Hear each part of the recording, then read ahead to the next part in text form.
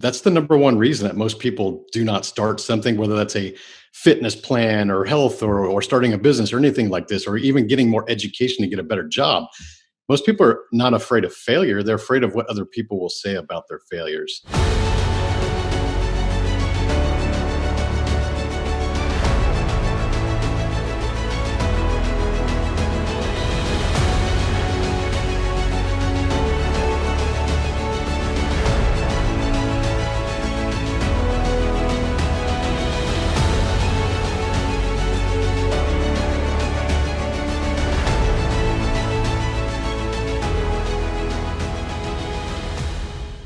Hey there, welcome back to another episode of American Snippets. I'm your co-host, Barb Allen. Very excited to be sitting down today with Tony Whatley, who I just had the pleasure of being introduced to last week, and I already regret having come so lately into his game, but I'm already excited to have found him now because, at American Snippets, we talk a lot about the American dream.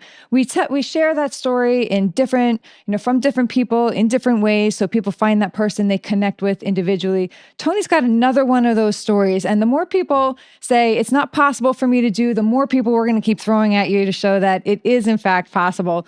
Tony spent 20 something years in the corporate world doing really well for himself. And by all appearances, a lot of people would be more than happy with that level of success and just stop there. But he felt an itch. He wanted to do something more, wanted to do something that fulfilled him. He had different passions. So just on the side, he built this little thing, this little community that happened to grow huge, and which he managed to sell for like a massive, hefty price that I'm going to have him tell you all about here in a minute. He's then scaled that success, turned it into a whole other career where now he's helping people figure out their purpose, clarify their mission, and that thing that they're going to do to build their own side hustle, to build their own American dream. If you're sitting there thinking, I can't do this, I don't have the time, I'm in this job, I can't do it, buckle up, Buttercup, because Tony's going to tell you exactly how he did it, and he's going to tell you exactly how you can do it too. And we're going to get a little bit of his own personal story along the way. Tony, thanks so much for taking the time to sit down with us today. Hey, Barb, that was an awesome intro. I just wanted to acknowledge you on that. That's very well done. And thank you and Dave for having me on the show. I can't wait to help some of your listeners get over some of the excuses that they have to keep from starting a business. Yeah, it's great. I'm super excited. It's easy to introduce people when I love what they do, right? Plus I talk a lot. But thank you. Okay. So we'll start with where you're at now, and then we're going to go back and show how you built up to that and where you're going from here. Okay. Cool. Tell a little bit about your company. You have a lot going on. You have your podcast, 365 Driven. It's also your company. You're the side hustle millionaire. The book going on. You speak, you coach, but tell people like where you're at now, what you love doing, and what you help people do. So people that have just found me in the last 2.5 years, they basically have seen what you mentioned, 365 Driven, the brand name. And that was something I launched in June of 2017. Really as a way to get away from the corporate world. I left the corporate world about 3 years ago, and there was about a 6-month period in there. I was kind of going through depression and looking for a job and just feeling the scarcity and all these different things.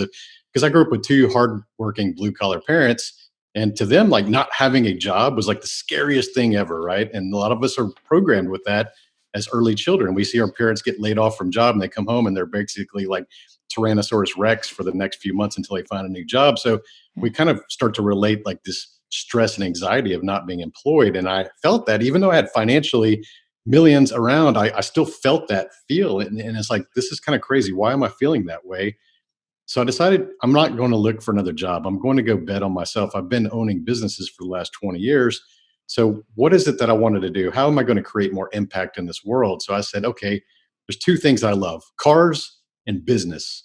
So I think about, okay, so if I can maybe impact thousands of people, I used to think smaller. I used to think I can impact thousands of people by teaching them how to do business, because people are always coming to me for advice on how to start businesses, how to scale their companies, how to become better at marketing. And that wasn't what I was doing. I was an oil and gas project manager that owned businesses. So I was just doing those things very well.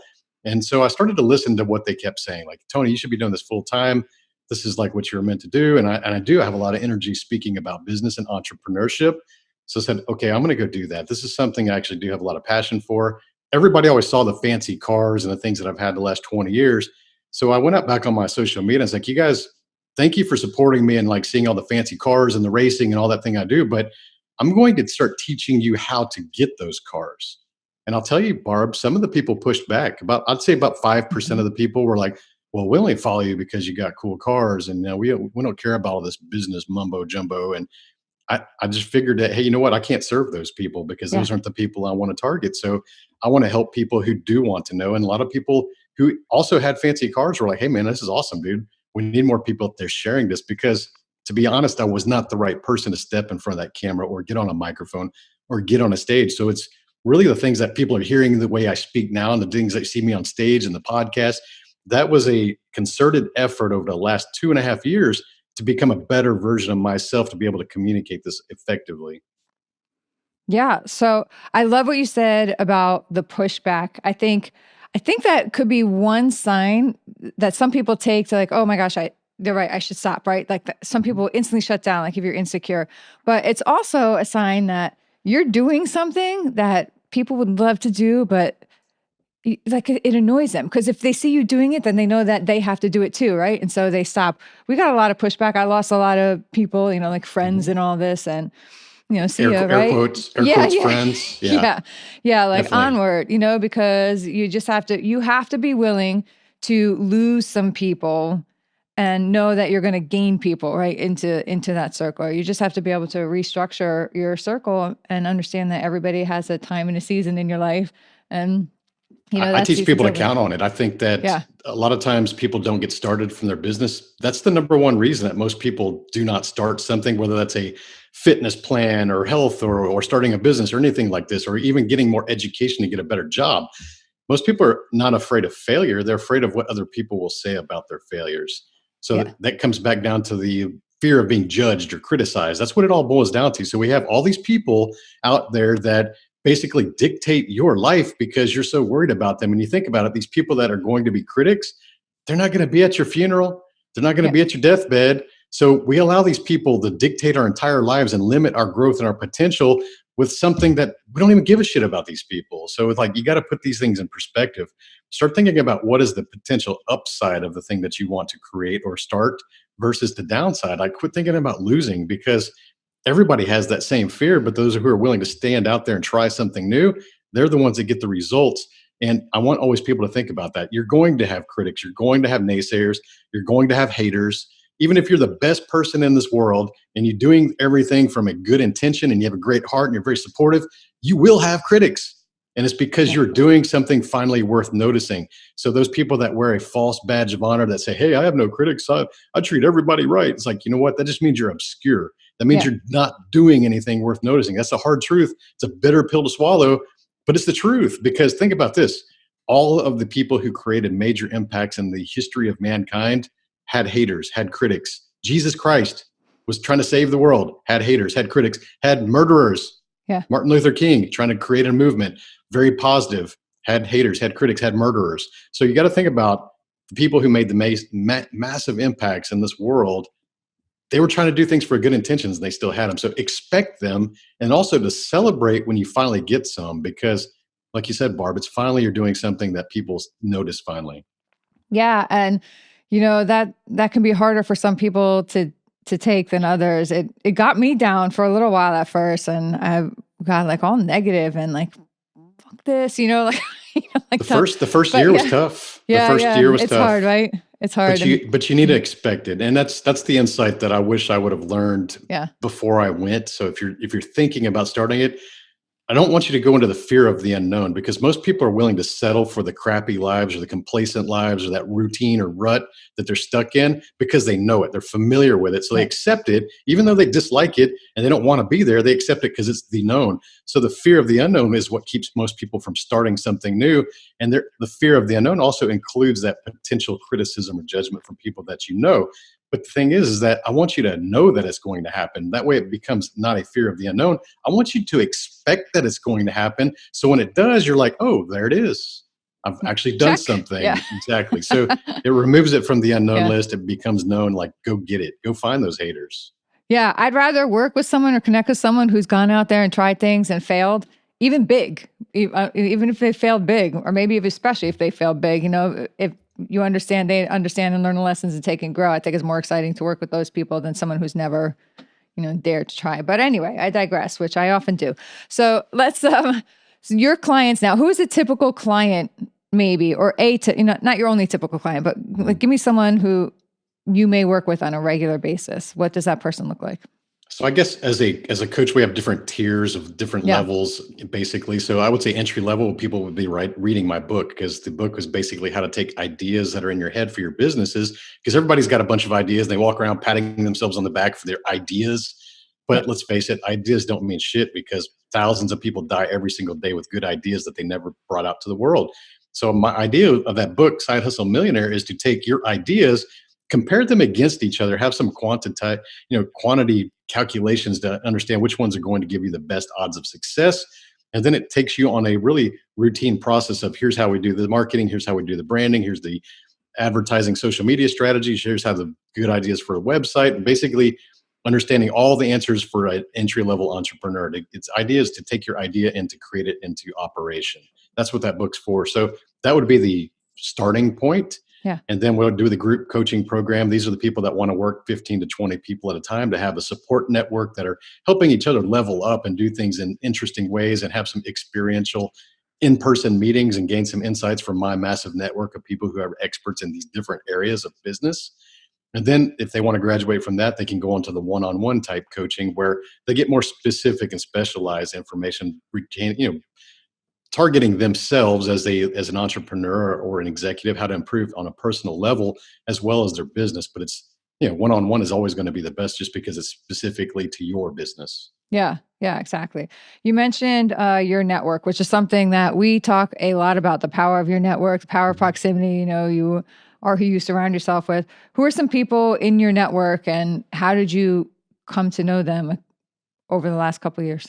Well, I'm always a believer in investing in yourself and investing in your network and mentors. And as a coach, I think that anybody that's looking to hire a coach should always ask that coach, who are your mentors? Who are your Hmm. coaches? Because think about this, I can't ask someone to spend thousands of dollars with me if I don't invest in the same process. Like, how am I going to sell you on what services I create if I don't believe in them for myself?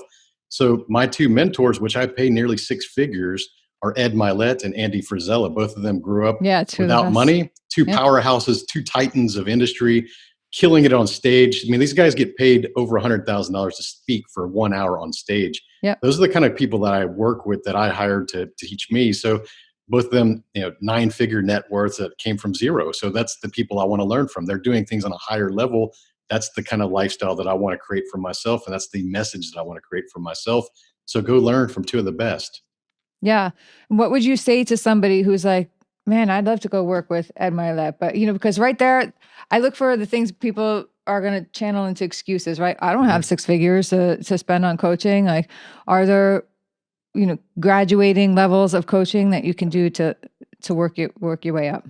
Absolutely. And that is very important, because you'll meet a lot of people like myself or Ed or Andy and things like that in the world that have these really big visions of things. And Yeah. we think on really big terms and have this crazy awareness. But the thing is that none of us started that way. Right. Like, if you're listening to this, don't think about trying to make $1 million. Think about, hey, what can I do to make an extra $1,000 this month? Hmm. And then you start there. When I started my first company, I was just trying to make $500 extra a month, because that was the car note that I had at the time. I was like, you know what? If I could build this company and if I could make $500 a month, it would be like having a free car and be doing something I enjoy. And that I illustrate that because I want to Yeah. paint it in perspective that I didn't have this awareness. I didn't have that experience. I didn't have the wisdom. I didn't have these failures to learn from. You learn as you go. So don't think that just because you don't have these giant visions of someone like me that you can't get started. You have to have your own goals. And the thing is when you start to take those steps to reach that final goal that you create, you're going to gain more confidence. And when you get more confidence, you're willing to take more risks. And then you're going to gain more momentum. And momentum's huge. Most people undervalue momentum. The thing is if you can string a bunch of wins together by taking the smallest steps and seeing the results from those, it compounds over times and you start to get the results in a bigger way. But then you start to eventually start to think these big things like, I'm going to impact millions of people and their generational legacy. These are things that we learn over time. Don't be hard on yourself if you don't have those thoughts. Go attack the thing that you think you can accomplish now. Yeah, I love it. When you were growing up, as a little kid or as a teenager, did you have these thoughts that I'm going to go out and be an entrepreneur somewhere? Or were you all like, I'm going to go all in, I'm going to work corporate, I'm going to go to college, I'm going to study, I'm going to be in the corporate world? Like, What was that mindset at that I, time? w- I always had the employee mindset, and probably until about age 30, to give you an honest. And what I mean Yeah. by employee mindset is, you and I talked before the microphone fired up, but my dad was U.S. military Marines. He's a Vietnam vet. So I grew up with a gunnery sergeant in my house. I was born on a Marine base. My mom, Japanese immigrant, she came over here without knowing any English.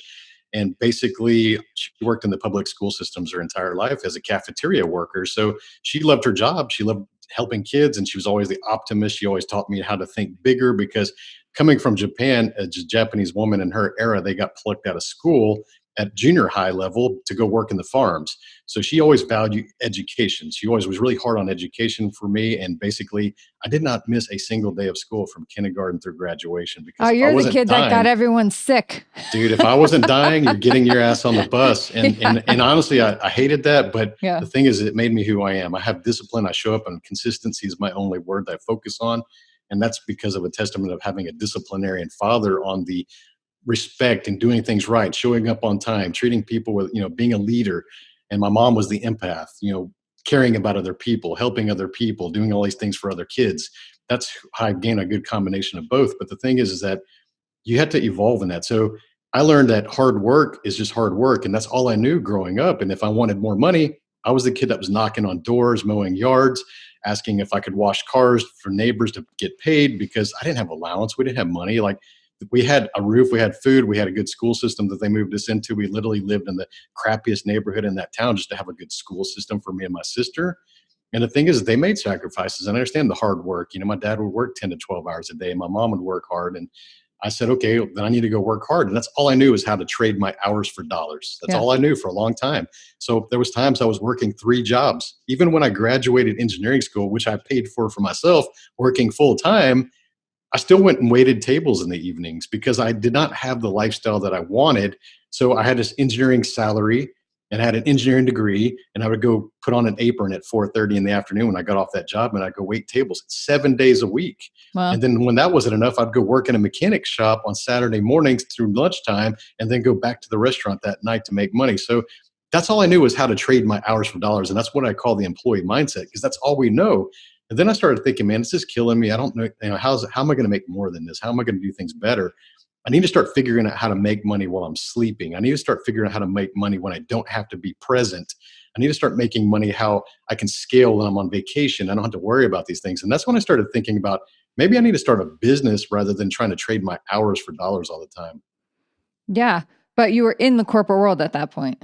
Absolutely, absolutely. And I remained there for 20 years. But the thing is that I got so good at minimizing my time. I was building online companies that were making 6 figures on their own, profit wise, that I didn't really have to walk away from. Like one of the companies I still own today, I make about 800,000 a year in revenue, and that's 15 minutes a day. So anybody can do that kind of thing when they build that up over time. I'm not saying it's going to happen overnight. Right. I've had that company for 12 years now. When it initially got started, I was probably making about $10,000 extra cash per year, but that's not a bad thing. No, Now it's no. making Yeah. severely more than that. And I've always figured out how to not invest a lot of time into managing those things with online businesses nowadays. It is so much easier now than when I started those companies. And the other one grew to making about $400,000 a year profit. That was like 1 hour per day maximum, even if that. So think about this. There's no relationship between time and money. And it's this bullshit that we hear as children growing up. Time is money, money is time. That is the employee mindset. And you've been programmed with that for decades of Yes. your life. And you start to believe that. You don't understand what's possible. But the thing is that the people who are extra wealthy in this world, they know that time is not equal to money. Money is independent of time. Money gets earned regardless of time if you create the right systems and businesses. Yeah. But on the flip side, it's money that allows you to have your time, right? Like, Absolutely. yeah, As we get older, as we it's get your vehicle older, to time. Yeah. yeah, we start to focus on how can we get more time because we Yes. realize that the time is running out. Yeah. Yeah. It allows you to have more time, more impact on people you love and people that you want to help and all that. Mhm. So it is a hard thing. And I speak about this with a lot of the guests because I experienced it as well. And I know how hard it is to break out of that mindset. And at some point, you can almost feel disloyal or you can feel like you're trash talking your parents or whatever, but they were raised in the generation time is money, work hard, Don't stop working. I had the same thing.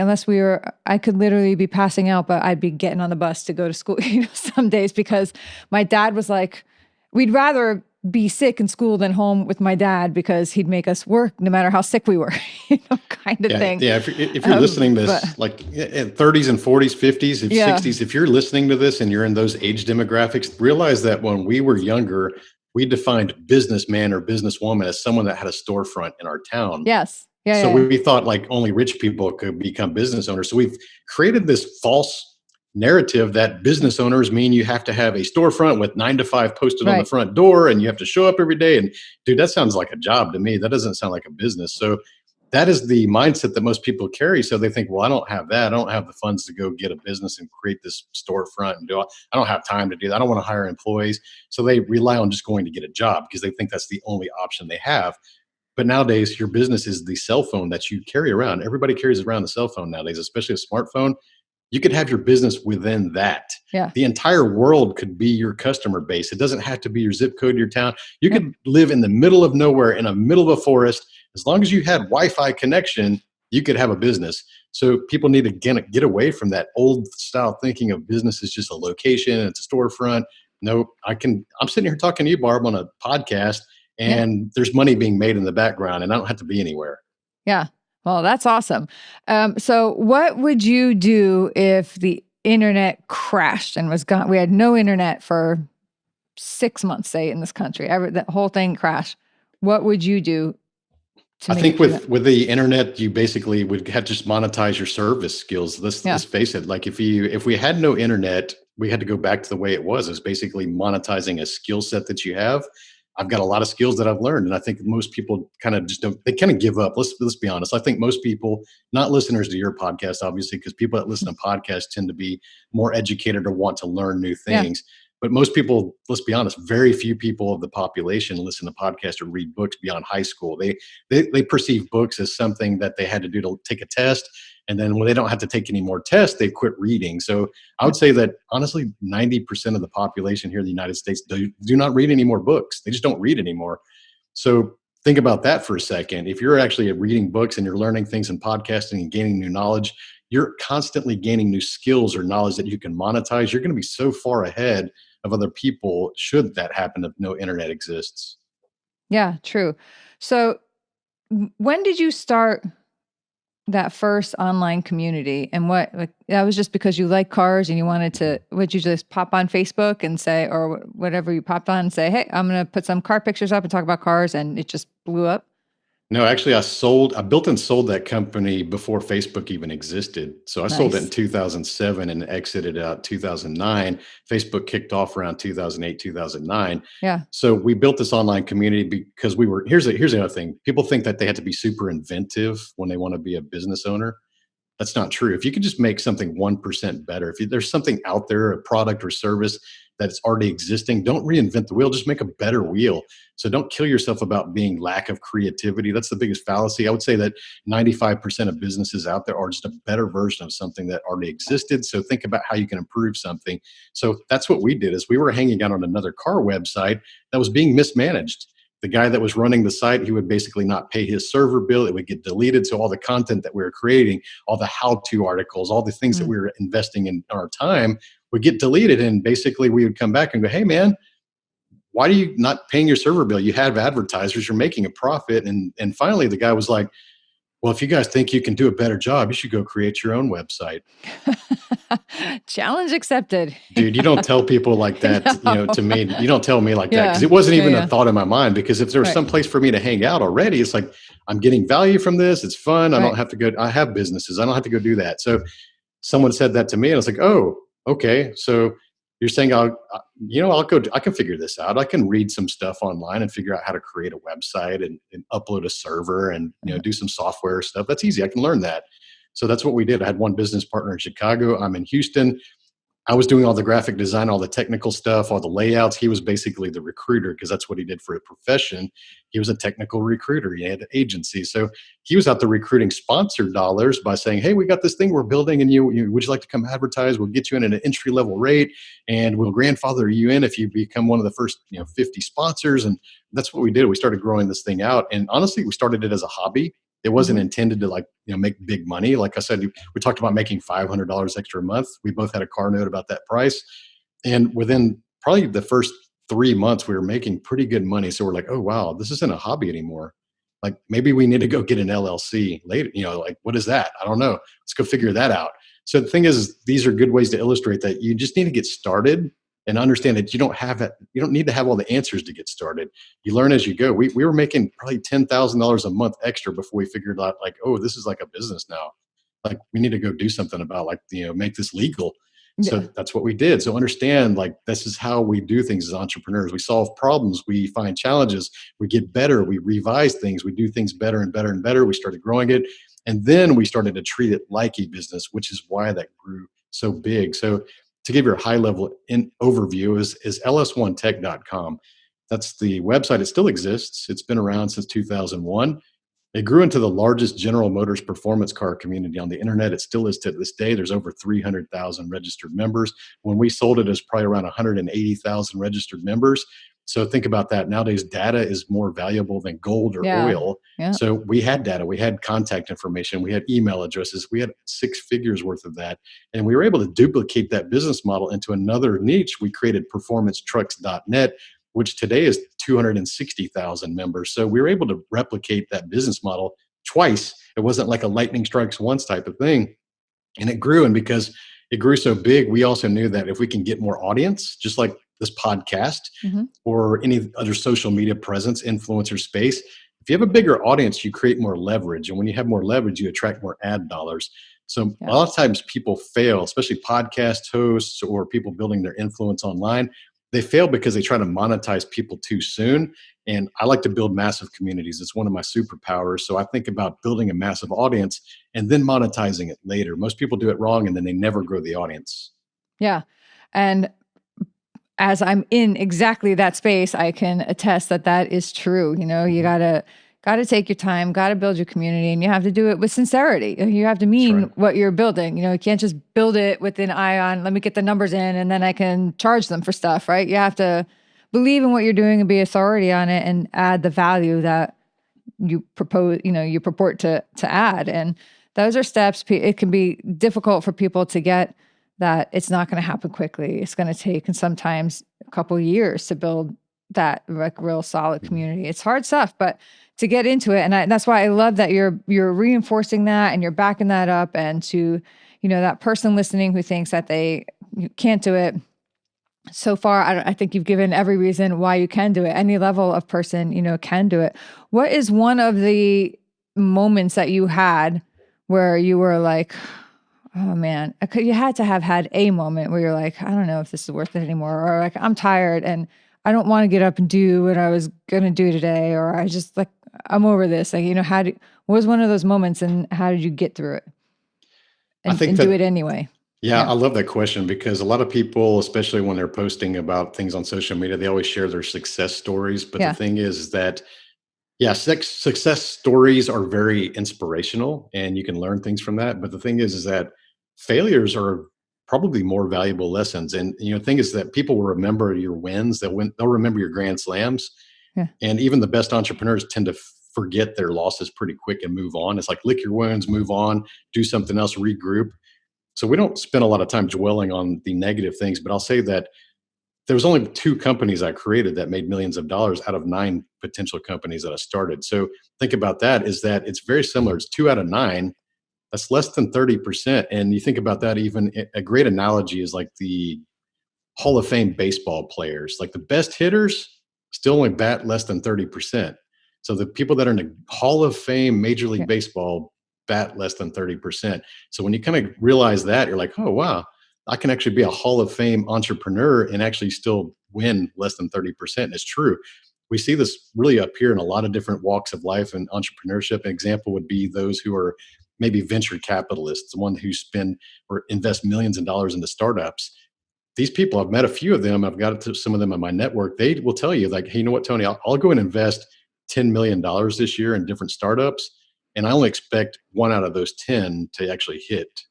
You think about that. They're going in knowing they're going to Yeah. lose Nine 90% of their times. Yeah. money because they're Yep. betting on one to hit. Because if that one hits, boom, it like multiplies that investment by tenfold. So you think about that way, like you have to think about failure as it's something that I wouldn't say to expect it, but also say not to chase failure, obviously, but to Right. understand that it's possibility. But you also have to just learn from those things, because when you're first getting started, you might lose $1,000, you might lose $10,000. That's going to be like a drop in the bucket when you start thinking about that thing in long term. When you Yeah. start getting in those big things, and these venture capitalists are losing tens of millions of dollars, those lessons learned when you can lose $1,000, they're valuable. Like I'd rather lose $1,000 now and learn that lesson than learn later now and losing $10 million, right? Yeah. True. True. So let's switch over a little bit to the personal side, the personal life. You're married. Yes. How did you meet your? I love asking people that how they met their spouse question. It's fun for me. I'm a chick. I dig it, and Yeah. it gets people to get to know you a little better. Yeah. This is a good story. So I've been with my wife 17 years now. Yeah. So we've been married 15 now. And I actually met her in a country western ballroom dancing class. Love it. So think about that, is that I had a good friend, Todd. He actually became our best man. And he and I used to frequent the bars here in the Houston area. And I always knew that the men that could dance had women lined up to dance with them, especially at the country bars, right? So Yeah. you see, like, wow, even the ugly dudes get a Yeah. line of women. Like the guy will come off the floor and the women are like tapping his shoulder, hey, take me out there and dance. So it didn't take too long for me being that opportunist mind. It's like, man, if I could learn how to dance, like That's these awesome. women will be like lined up to go dance with me. Like, this is great. So like, I looked at my buddy and was like, hey man, you can dance a little. He's like, yeah. And he's like, do you want to learn some more moves? And like, he's like, hell yeah, let's join. So we went, he and I both, two alpha dudes went and took country western ballroom dance Oh my lessons. God, I love And the that. thing is like, I met her and her sister, she was there taking it with her sister. And the thing is, we didn't start dating until a year later because she had a boyfriend and I was, being a single dude.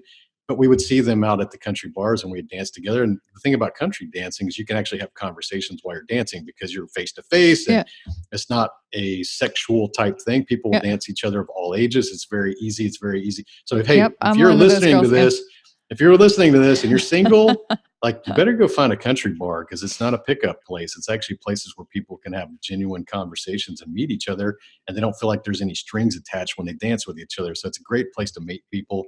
Yeah. Even if you hate country, go do that, because I didn't love country when I first started, but I kind of fell into it. I enjoy it now. The thing is, that's how we met. That's so cool. I converted my fiance to country music.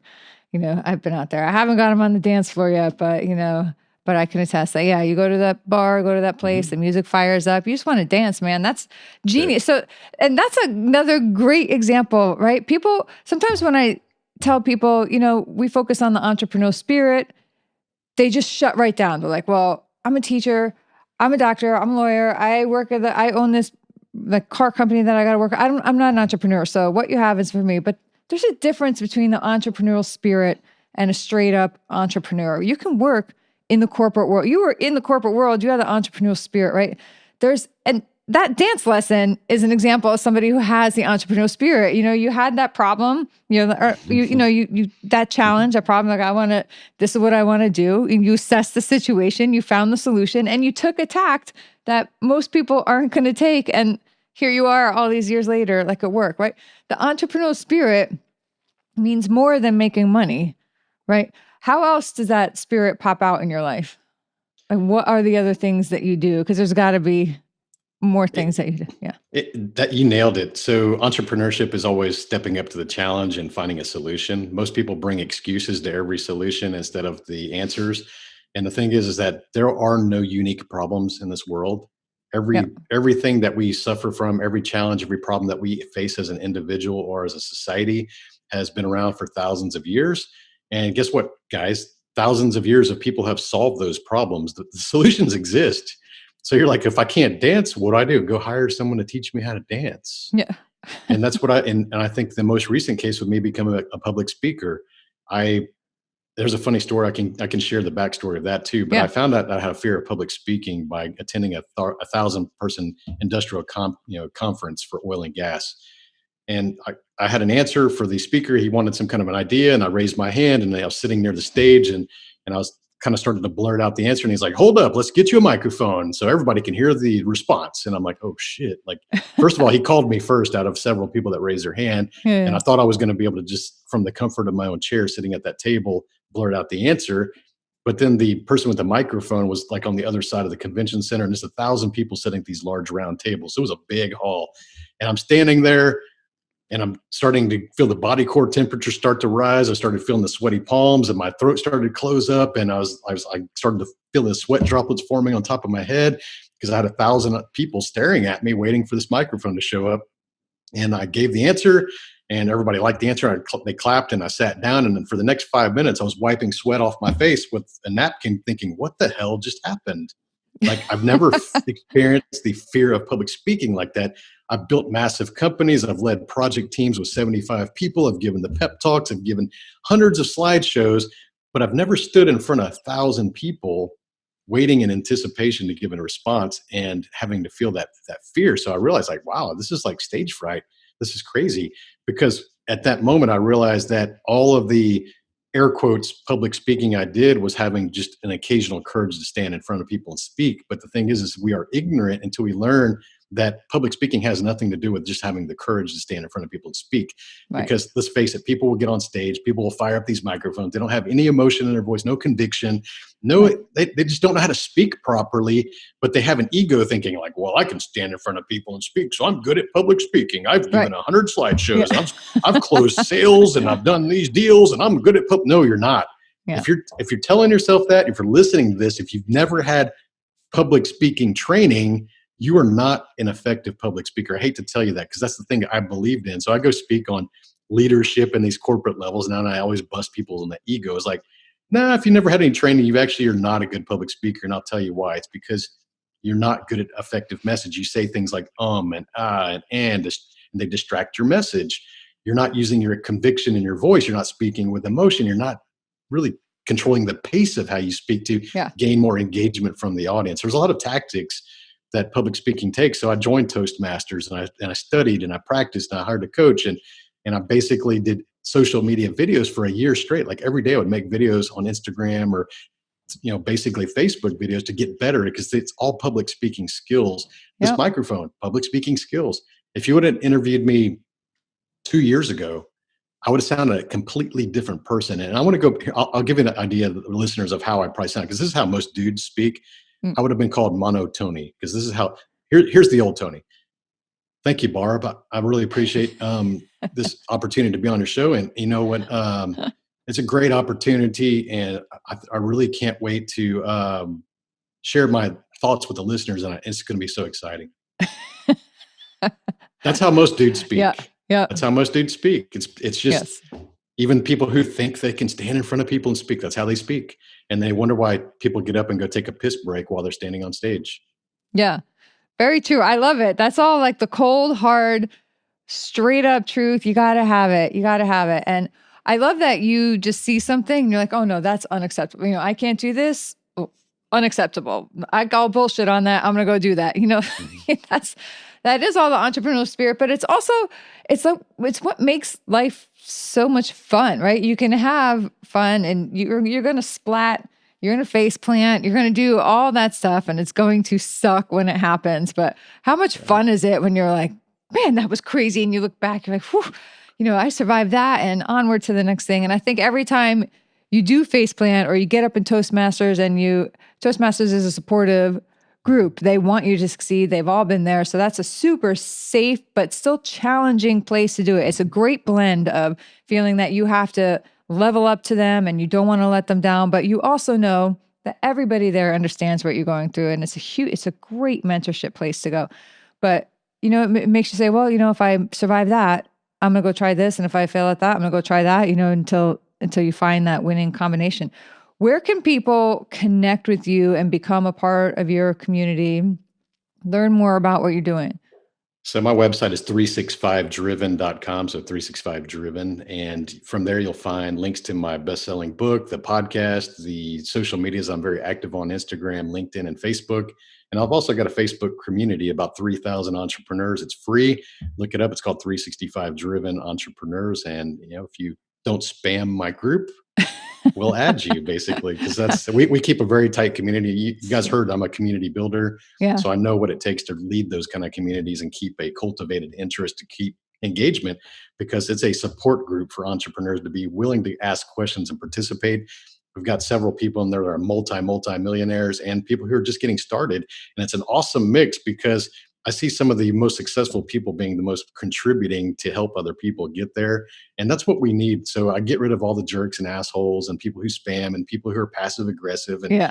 same way I grew my automotive community. I just got rid of people who are basically offensive and rude, and tell people like, you should just go use Google to learn that. Like, if you're answering like that, you have a fixed mindset and we don't want you in our group.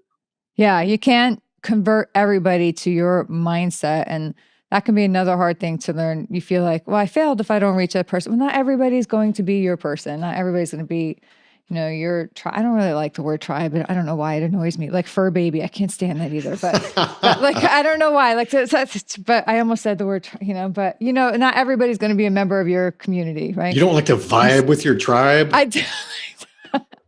I don't know why. It's just, oh God, just like, it's like nails on a chalkboard, right? And I love animals, but don't call them my fur babies. I don't know. I keep digressing. It doesn't matter. It doesn't matter.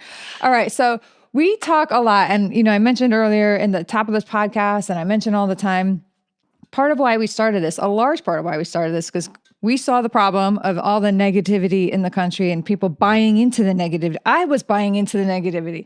I was buying into the fact that my husband died in Iraq and nobody cared. Nobody was using all the things that he died providing. I was buying into it and I realized it impacted me. And so we were like, that's a problem. We couldn't find anybody to solve that for us, to be that positive vibe, to reverse it. So we started to reverse it ourselves. And part of that is, we think that when you take care of yourself, you build your own core, then you can impact your family, you can impact your community, it impacts your country. It's a ripple effect. And we love connecting people all along. But a big part of that is the American dream, right? The old American dream used to be get in your horse and wagon and make it across country and stake your plot and find gold in California or whatever it is, right? But today there's a whole new American dream. You're living it. You talked a lot about it. The digital version, you can sit in the woods and build a fortune and build a successful career, and you can impact people from a treehouse, if that's where you're sitting, you really can. You really can. So we believe the American dream is alive and well. We love that our community continues to connect us with people like you who are prime examples of that. But we also understand that it looks different for everybody. Everyone has their own version of what the American dream looks like for them. So that whole long spiel and wind up was so that I can set you up, give you the foundation, and then ask you, what is that version of the American dream for you? When you think about that, what does that mean for you personally? I think I greatly benefited by growing up with a mom who was an immigrant. And there's even statistics, if you want to go look on Google, like we talked about, they show that immigrants here to the United States, especially first and second generation immigrants, have a higher success rate, especially when you look at the trajectory of them coming in really broke Mhm. and becoming highly successful. And it's not because they were more educated. It's not because they had better privileges. It's because they were more willing to see things and actually have gratitude for the opportunities that we have in this country. I find, and I hate to say it because I traveled all over the world. I've worked in third world countries. I worked in Africa, things like that. Gaining that kind of perspective really starts to something you bring home. You bring that home, that perspective when you go around those kind of things. And you start to see that Americans in general, I love America. It's my favorite country, obviously. But let's be honest, Americans, a lot of people take things for granted here because you live in this bubble. You were fortunate to win the birth lottery, to be born in the best country in the world, but you take things for granted. A lot of people who think that we're, you know, lower income people here, they would be considered wealthy in some of these countries that we go to in third world countries. Our street bums have iPhones. Like that doesn't even make sense in other countries. There's people, even no matter how low you think about, like someone is pushing a shopping cart full of stuff. Like you've seen people with this pile of stuff in their shopping carts. Go to another country, that would be like a rich broke person, because those people literally only have the clothes that they're wearing on their back. They don't have to think, they don't have ways to collect things like that. So it's all about perspective. And the American dream, and having an immigrant mom, understanding that, being in the United States was the unlimited bounds of potential. And I actually made a post about that this morning on my Facebook. I talked about how people are talking about raising the minimum wage. And that's like, this is such a victim mindset. It's like, why don't you guys focus on that there not being a limit on a maximum wage? You can make as much as you want by Mhm. monetizing and learning new skills and improving yourselves. My very first job was McDonald's, minimum wage, worked there 2.5 years in high school. I had no qualms about thinking that this was my career. I was going to hang out at the very bottom, lowest pay scale that exists. Like, why are we so Yeah. focused on the bottom of the barrel pay scales when there's no limit? There's no upper limit.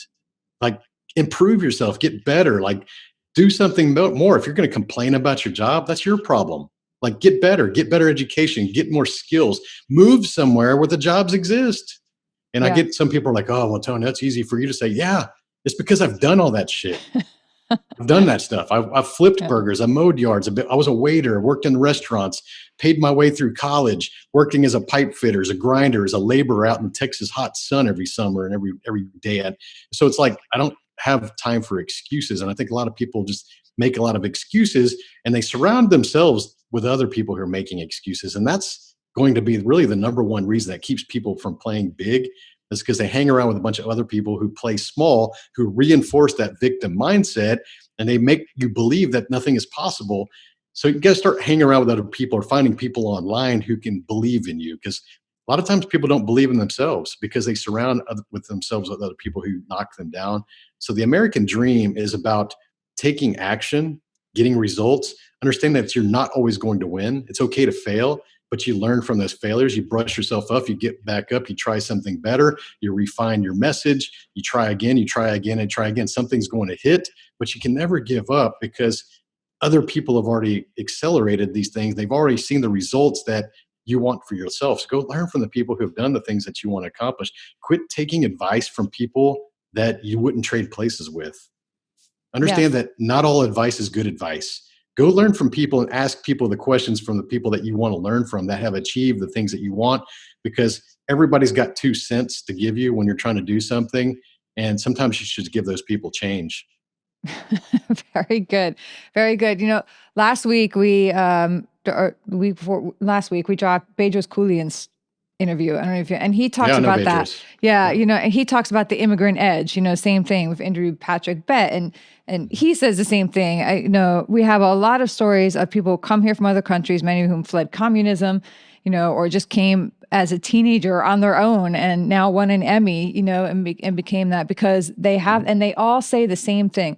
We had the drive, we knew that we had to do it. You all Mhm. just expect it. You have mom, dad taking care of things. You worry more about your phone, and the latest app that's out there that you can streak on or whatever. And I'm worried about, like, how am I going to hustle and get that job over you? So there is truth to that, but it doesn't have to be only people who are direct immigrants or only people who Mhm. are raised by them, right? We can all have that mindset, but I think there's a lot to learn. Just like as we blend the military and the civilian communities, because civilians can learn a lot from the veterans and Yeah. that mindset and that never quit and the never give up. So too, can we blend the other communities, right, who have that different mindset? And I love that. It's super exciting for me to happen. Super exciting for me to find people to share that with our audience. And I'm very grateful for you to take the time and share that with our audience today. So thank you so much. Yeah, just gain perspective, people. If Yeah. you've only been in your small town or your city or your state and you don't really venture out and you're hanging around with the same echo chamber of your friends, surround yourself with people that disagree with you respectfully, and you're going to gain more insights and more perspectives. So don't always think that you got to hang around people that reinforce you or have what we call confirmation bias. That's a Yeah. deadly thing, and it's going to keep you playing small. When you start to gain perspectives and try to understand, you may not have to agree with people. That's the other thing that people realize is, like, we don't have to agree with other people's perspectives, but if you can try within your heart and soul to try to understand their perspective, feel some empathy for why they feel that way, you're going to gain more insight. It's going to make you feel a little bit different the way things happen and way things play out. But by all means, gain that perspective. Go travel the world. Go see the world. Go visit some third world countries. Go volunteer. Do some missions. Go do some things like that. And when you come back here, you're going to have a very, very different perspective of how awesome this country is, and you won't take things for granted any longer. Love it.